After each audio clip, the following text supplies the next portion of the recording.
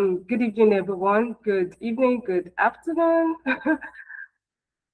Without further ado, I'm just going to introduce tonight's guest, and I'm super excited. Welcome to the Intentional Living podcast series. This is a 10-part podcast series on the subject of intentional living, purposeful living. Um, if you're the type interested in leadership, purposeful living, building purposeful relationships, then this 10-part podcast series is for you.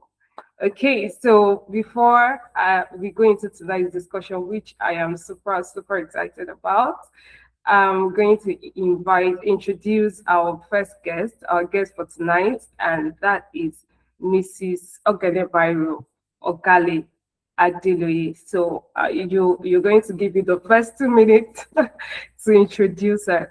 Mrs. Myro Ogale Adeloye is a dynamic leader, a creative writer, a public speaker and entrepreneur, and a personal development coach with a passion for helping individuals discover purpose, maximize their potential, and achieve personal and professional goals.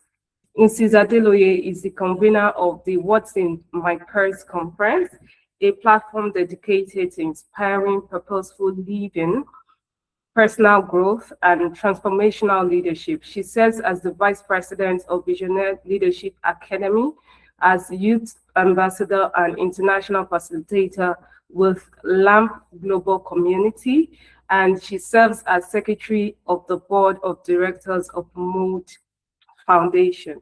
So through engaging storytelling, practical insights, and authentic life experiences, Myro continues to impact diverse audiences, empowering them to embrace intentional living and become positive agents of change in their communities. Myro has appeared as a guest speaker on numerous television and radio programs, as well as at conferences and leadership forums. Our personal philosophy is captured in the words to be intentional with life is first to be intentional about being intentional. Ladies and gentlemen, please make welcome tonight the Mrs. Myro Olori. Sorry, sorry, sorry. Let me take that again. Ladies and gentlemen, let's make welcome tonight the Mrs. Ogenebairo Adeloye. Welcome, you're welcome, you're welcome. Thank you so much. Thank you. All right, thank you so much for coming. I'm excited to have you here because I look forward to the insights you're going to share. You and I have had the privilege of relating with you personally and professionally, so I know what you have to offer, right? So we are going to start this discussion from your quote because when I read it, I was like, oh, right? And I would love you to expand further on the quote. It says, let me take it again. To be intentional with life is first to be intentional about being intentional. And it's just so that we are speaking about intentional living. And I'd love you to expand on that. Would you please? So that what inspired that quote? Thank you so much. I think I'll start by saying a very huge thank you for inviting me to be on this podcast. It is such an honor to be your first guest. I really do hope that anyone listening to this can take home something very tangible. And I really admire what you're doing with this podcast and, putting together. So thank you so much and well done to you. So yes, it's very interesting that the quote really matches the theme of the podcast, intentional living. And I believe that going on in life, you shouldn't do things by chance. There should be a level of intentionality with everything that you do. But when people speak about intentionality, it can be a bit intimidating because they're like, I have to force myself to do what I don't want to do. And that's where the quote sort of came from. You have to be intentional with the concept of being intentional in the first place. So then you can apply that to every other aspect of your life. You have to go through the whole thing about I'm choosing to be intentional. I'm choosing to do this. And that is the point where you can now start applying that to every other area of your life, which requires intentionality for success. So that's, the quotes. Yeah. I love that because it ties directly into this particular episode's theme, which is self-leadership, right? Mhm. You explain it in a way that it gives the individual some sort of power, like you have autonomy on Mhm. about being intentional and about doing stuff that actually matter to you. So this brings me to the subject of having dreams, having goals, having things that you know for sure that you're supposed to do. But how do you really get yourself into that mode of doing what you know you're supposed to do, right? And maybe I'm just going to use a personal example because, vulnerability and all, right? Um, when people say passion, right, that when you're passionate about something, you just find a way you get to do it without thinking because you love Mhm. it. Like grit is not needed. And people talk about passion like that in that sense. However, when you get to the field, right, when the tire hits the road, you Mhm. really understand that it goes beyond passion is actually beyond loving what you do. Because even Mhm. the thing that you love, you're not gonna love it every day and every beat of the journey, right? Which comes to self-leadership, right? Doing what you set in yourself that you're going to do, right? Doing what you promised yourself that you're going to do. And this is just so because I'm going on and on. I don't want to go on and on. I want to hear you speak about it. Well, I want to give just a little bit of background to this because, okay, personally, I happen to be someone who, year after year, you'd say, I'm a writer, right? So you would have dreams like, you'd have goals like, I want to, you know, write 5 books, or let me say, I want to write 3 books this year. I want to publish 2 out of my 3 books this year, or I want to publish 3 out of my 5 books this year. And Mhm. the year goes on, and at the end of the day, you realize that you've not done what you promised yourself you're going to do. And because you're an adult, nobody is Mhm. really going to hold you accountable. They're not going to beat you if you don't do it. Right? Mhm. Nobody's going to beat you. It's not like a school assignment. So how do you hold yourself accountable? Where does self-leadership come in holding yourself accountable to vision, to your dream, to your goal, to purpose, right? So I'd like to hear you on that. Thank you. So I think I'd like to start with a very interesting analogy that I am borrowing from my husband. He used to say this a lot when it comes to the topic of passion. Um, like you rightly said, many people hear the word passion and you feel this is what I love to do. I'm never going to work a day in my life because I'm doing what I love. But the example he gives that I'm giving now is when we hear something about the passion of Christ. Now I'm a believer, and so I'm giving that analogy using that. And we hear about the passion of Christ, but passion of Christ required him to die on the cross. That isn't nice. But we should then explain passion in the sense of this is something worth dying for. This is something worth when I don't feel like doing it, it's worth it enough for me to stand up again. So that's I like to give that analogy when we talk about passion. But to answer your question about how to hold yourself accountable, when you set goals, you have a vision, but you find that 7 months into the year you haven't done it. There are many reasons why this can be the experience for many people. Sometimes it might be that your mindset about that thing isn't in the right space. So yes, you set a goal, but you then go on day after day to think that you don't have everything you need to accomplish that goal. And so many people start trying to gather all the things they need. I need more information. I need more courses. I need to talk to more people. And they don't do anything actively on achieving that goal. There are other times when the goal you set was actually too overwhelming that you find it big in so big and overwhelming that you can't do anything about it. But I like to say that we actually have more power to make ourselves do things than we actually give ourselves credit for. There are certain things that if you tell yourself, I'm going to do it, you will do it. Or if you say that I can never do this, you won't do it. For example, this might be a very funny example, but I don't think there's anybody sane that will wake up in the morning, leave their house, and run out naked. No matter how much, no matter what's happening in your life, you will never do that. There are certain paths you will not cross.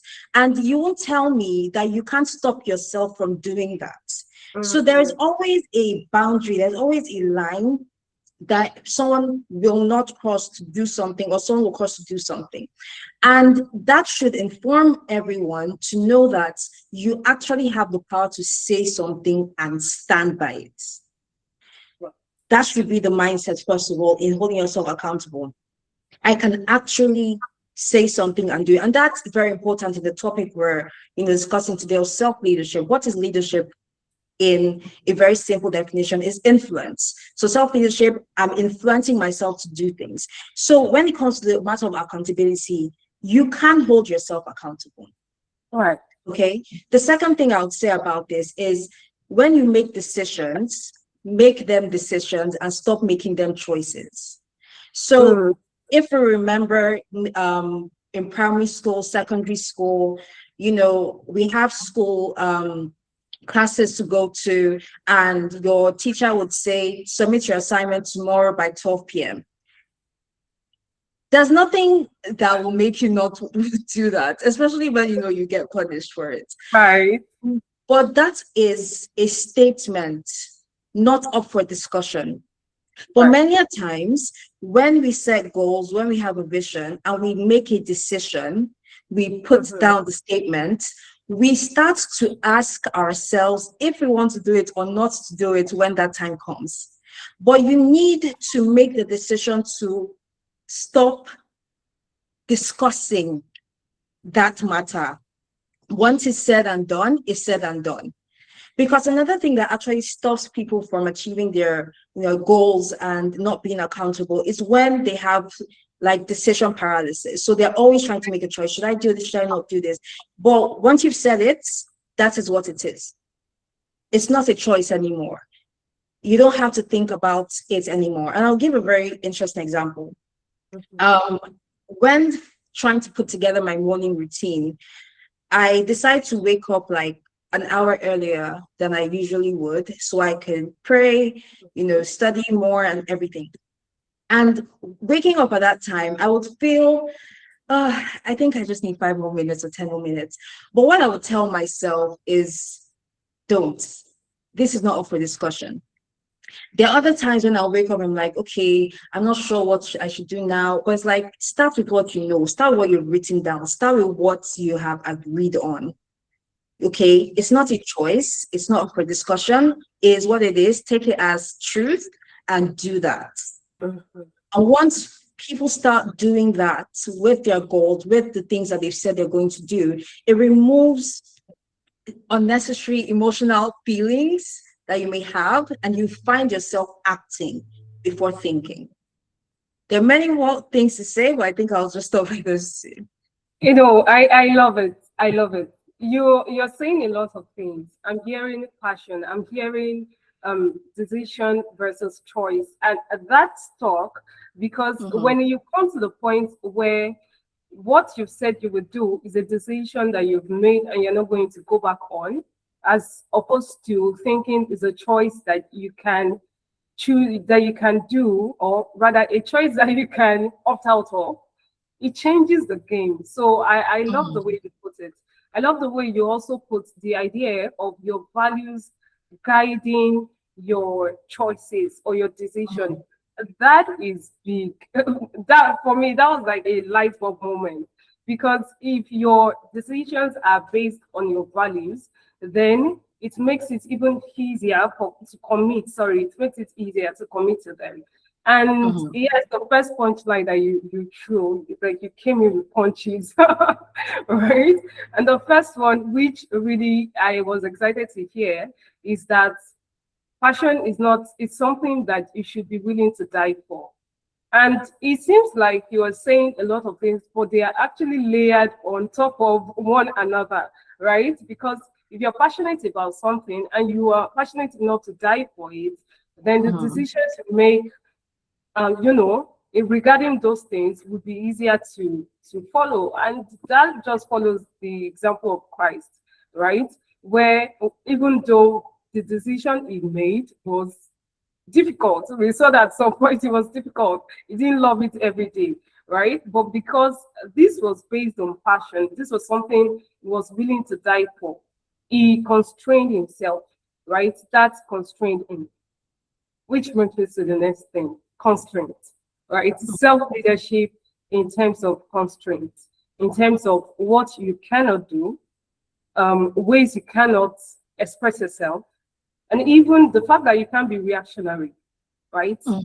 Into situations, you cannot be reactionary to, events, right? To trends, because it's part of self-leadership to not be reactionary, to know that, okay, this thing is calling for my reaction, but you know what?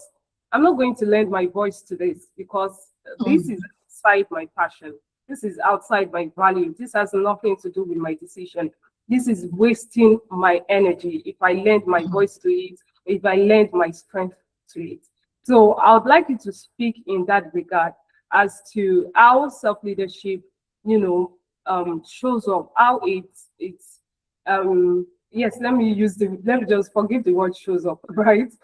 In terms of self-constraint, in terms of constraints, rather, as to what you can do, what you cannot do, how you cannot express yourself, right? So yeah, yes, please. You have to talk. All right, so that's a very interesting way to put it. And I love the fact that we're not just talking about self-leadership in the sense of, go for what you want to go for and everything, but the part of constraining yourself in the way you speak, in the way you show up, in the things you do is very important. I would say that it's important for us to sit down and be very honest with ourselves about who we are and what our triggers are. Lovely. Honesty, and we call it assessment. So doing a very honest self-assessment of yourself. Everyone is different. And sometimes people with certain temperaments seem to have it easier when it comes to constraining themselves than other people. But even though everyone is different, and I love the variety of life, that we have with different people, everybody can have constraints when it comes to self-leadership. So the first thing to do is assess yourself. Be very honest with yourself. Understand what your triggers are. Understand the things that push you. Understand the environment you're coming from, the things that you have seen, the way you've seen people um, respond to things, and you felt it's not fair that they're speaking to this person like this. When it comes to my turn, I am going to speak out. I'm going to stand for myself. There are many times we can confuse, being reactive with standing up for yourself. There are ways you can stand up for yourself. There are ways you can respond to things that wouldn't derail from the values or from the things you're trying to do. So really try to dig deep and be honest with your experiences, the family you're coming from, how they react to things, and see where you're going. So self-assessment is very important.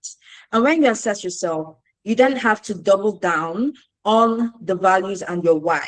So I'm a very big believer that the why of anything is the foundation that will keep you going whenever you meet a somewhat contradictory experience than what you initially want to see.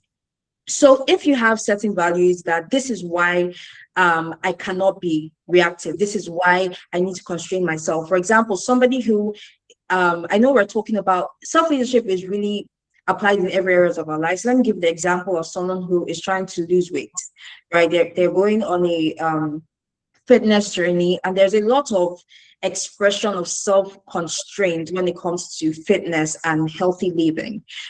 One of them is you can't eat after a certain time. You can't eat certain amounts of sugar. You have to stand up every day to do exercise. You have to move your body. If Thursday night, I've been good Monday to Wednesday, Thursday night, I feel like eating a whole slice of cake, but I know that I have 2 cheat days a month. This is not the time I should tell myself that, I'm trying, I'm going to get it either way. No, that's a place where you have to apply constraint, and you need to remind yourself of what you're trying to achieve. Now, whenever I talk about the why, it's not just something like, oh, I know I want to lose XYZ weight so that I can look a certain way. Your why has to be so convincing that if you hear it, if you see it, it will clear every form of temptation. So after assessing yourself, remind yourself of the values, ensure that you have a very deep and convicting why. I'm not a fan of doing this, but many people do say that you should have consequences for not that will push you to back to your vision. So for a student, for example, it might be, if I don't read, I will fail. If I fail, I have to repeat the class. If I repeat the class, I will be embarrassed or whatever. I'm not the person who likes using fear as a driver, but you should have deep convicting reasons why you started that thing in the first place, why you want to achieve this thing. And that will greatly help you to apply constraints when it matters. Amazing. I love all the places you are taking me to, right? And I'm excited. You spoke about identity, right? That part where you know yourself, the self-awareness, and you can self-regulate because you know yourself, you understand yourself, right? And then you spoke about conviction. So I'm going to marry these two, and I'm going to push them forward to the next part of this conversation, right? So I want us to talk about self-leadership in terms of how it impacts on leadership, right? Because people talk about leadership, being leaders, but they do not know that the first layer of that is self-leadership, right? It's being able to regulate yourself, being able to put yourself under control, being able to not express some emotions. Actually, being part of a leader, part of being a leader, rather, is being able to hold back on the things you say, hold back on the way you react to people, because people are interesting, which is a good thing, right? It can be a good thing. So I want us to talk about self-leadership in terms of being so well established and grounded in your identity, so much so that it makes leadership a natural thing, right? There's a way that you can be well grounded, well established in your personality, your identity, that you naturally attract people.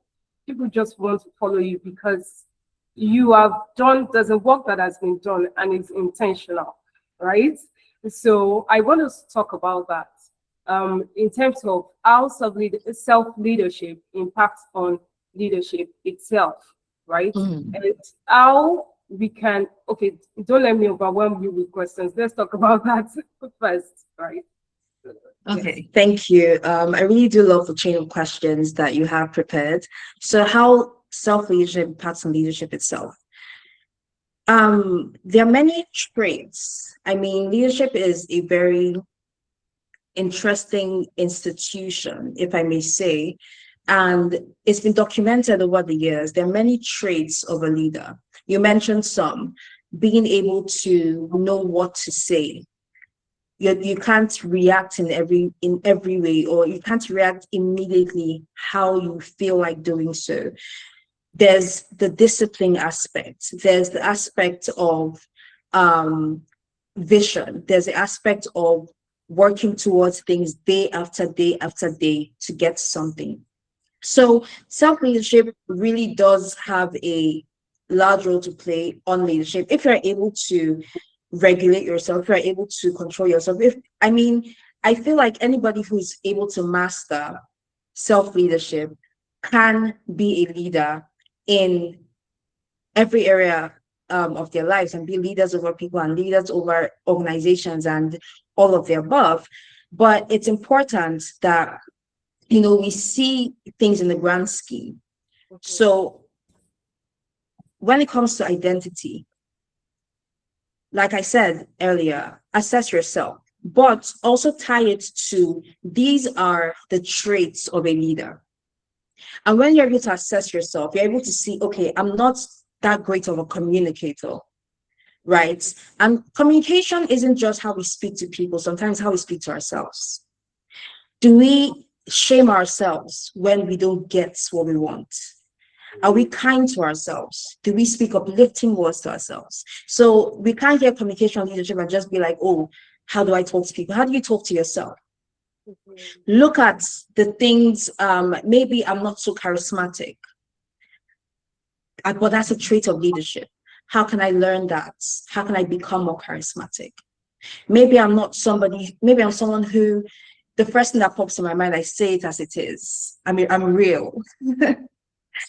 But that's not a trait of leadership. And so even when it comes to self-leadership, when something happens, how do I think about it? How do I respond? Do I go back to reflect on my actions? Or do I just act out? So I believe, like you said, identity has a very strong, connection with self-leadership and leadership. So assess yourself, see the things that you need to work on in terms of the traits of leadership, work on it with yourself and in the world. And yeah, I think that brings a very wholesome, trait of leadership. Yeah. Okay. I love it. I love it. You came, like I said earlier, you came throwing punches.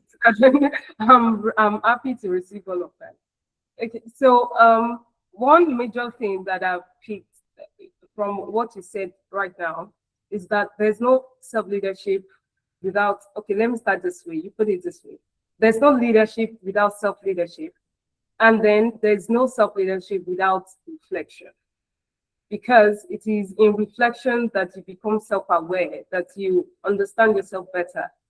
And in understanding yourself better, you understand people better. You show up in a better way. You behave in a better way. You chase your dreams. You run with your vision in a better way. And I love it. Thank you very much for sharing that. So, because I already promised you that this was going to be a 30-minute discussion, and we're already close to, we've spent 28 minutes.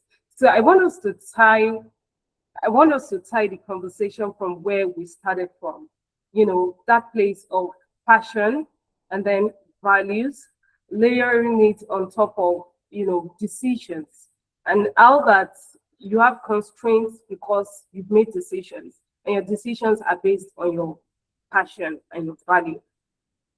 Now, many people do not self-reflect because they do not see how important they are in the scheme of things, right? They feel like self-leadership is not important because I'm not even important in the scheme of things. What I do does not matter. That's why a teammate can feel like they can be absent from a meeting and it doesn't matter because nobody would miss me. So let's talk about self-leadership in terms of showing up in corporate spaces, right? Self-leadership in terms of ensuring that this is not just showing up for yourself as per showing up for your vision, right? Let's talk about self-leadership in terms of ruling yourself enough to show up for someone else's vision, to show up for commitments, right? That's what you've committed yourself to, showing up for it, right? And let's talk about that. And then we are going to wrap that up around that conversation, right? Because, our target audience are young people, right? And they feel like if this is not working for me, I can just drop it and leave, right? This is not my work. This is not my. So, how do you tie what you do in terms of work, in terms of money? How do you tie that so much to your passion and value, so much so that you're invested in it? I hope I'm not saying too many things, and I'm keeping I, them just what I I, really need I to get say. the core. I get the core question. Don't let me use too many words to say the same thing. Please. Yeah. So, first thing I would say, and I hope this doesn't offend anyone, but if it offends you, it means that you need to do something about this. I would say that if you are not showing up in corporate spaces and teams because you feel like what you're doing doesn't matter, it is an identity issue. And we need to work on that. Someone who has a very strong self-identity, part of that will see yourself as value. And wherever you are, you cannot but be valuable. You don't have to wait for somebody to make you valuable. You are valuable, you are value. And the way the sun cannot help but shine is the way you cannot help but shine wherever you are. So if there's anybody here, anybody that listens to this after today, that is in the space where I'm not showing up because whatever, I don't matter, it doesn't matter. We need to work on the identity. You need to see yourself as valuable enough. And we need to stop waiting for other people to make us valuable. So when it comes to workplaces or anything, you might even be in a place where your leaders or your boss or whoever is above you isn't putting as much effort into work, and you feel like there's nothing I'm doing here that will make it better because they're not even trying. That shouldn't be your mindset. Instead, you should be the one with your work ethic, with the amount of value that you're putting there, inspire other people to act better, because that is leadership. So everything starts from within. It comes from you. Even if it's not coming from you to yourself, it's coming from you to the organization you're in. Because as much as there might be more opportunities that come where you leave that place, what do you take with you?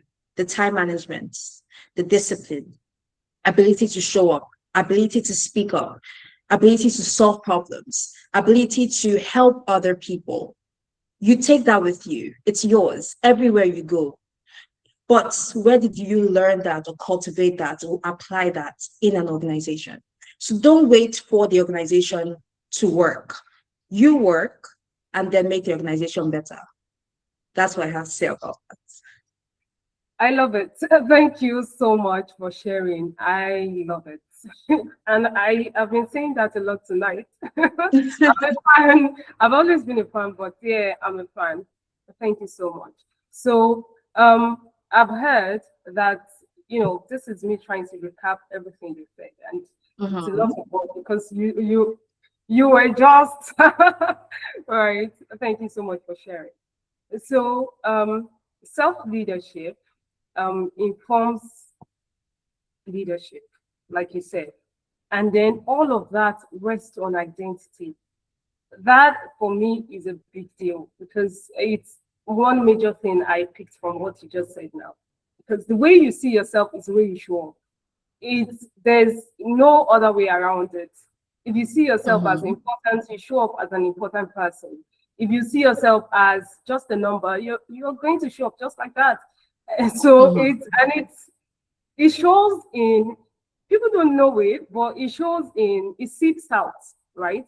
In every little thing that you do, the way you see yourself seeps out. And this is big for me because the first episode of this whole discussion was on, self-identity, right? And what to call yourself and all of that, which settles into the theme, a major theme in the book that we are pushing, which is identity, the name itself.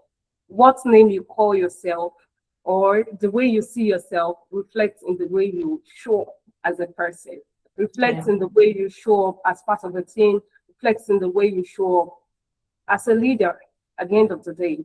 And this Mhm. in itself impacts on your leadership, impacts on your outcomes as an individual. This is huge. It's huge. Thank you so much for sharing that. My So pleasure. I'd like you to share just final word of advice for, like I said earlier, our target audience, young people. So a word of advice, something that you've learned in respect to self-leadership has helped you very much in your line of work, in the way you do things now. And I would like you to share that to our audience. Thank you very much. All right. So there's I won't call this a quote, but it's something I have read, I have heard people say, and it made sense to me. It's that don't take advice or don't listen to people who you won't trade spaces with, who you wouldn't trade lives with. Many a times, a lot like nowadays, people are loud Sorry to cut to what you. they believe in. So, Yes. would you take that again? Okay, so don't take advice or don't listen to people you wouldn't trade spaces or lives with. Hmm. So, for example, if you want to be a founder, you shouldn't be listening to people who have never started businesses. You should talk to people who have succeeded in businesses. Right. And many a times, because people are very liberal in sharing their opinions, and for some reason, the wrong opinions are the ones that are louder. Not anymore, because we are here talking about, Right. pushing the right ones. It's easy for young people to get confused. It's easy for young people to take the wrong things and run with that.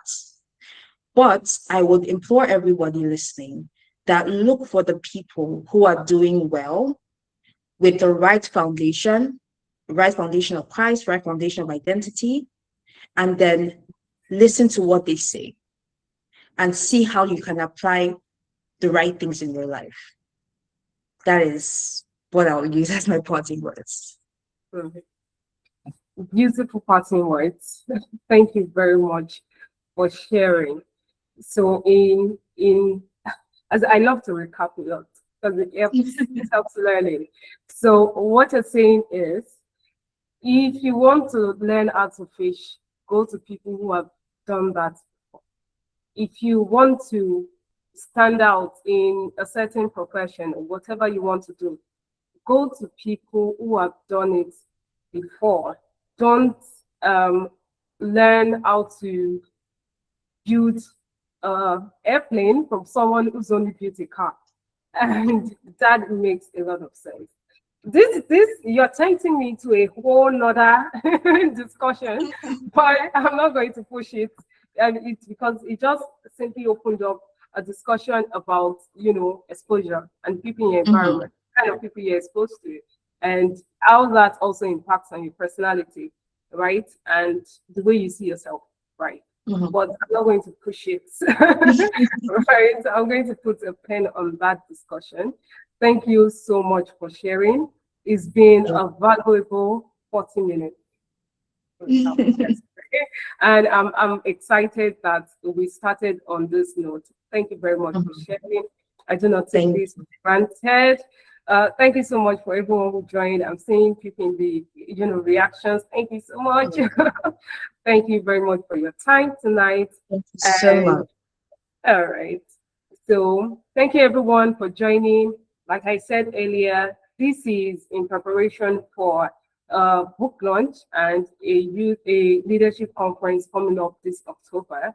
And I look forward to it. Just stay tuned because you're gonna miss our gist. You're gonna miss a lot of the details if you miss any of the episodes. So stay tuned for further information. I look forward to sharing more with you and bringing more of our guests because if you are starting on this note, you don't know what's coming for you, right? So stay tuned. I'll see you again next Friday. Like, come your way again. I remain to Local Matthew. I'm a writer, I'm an author, and I'll see you again. Bye bye.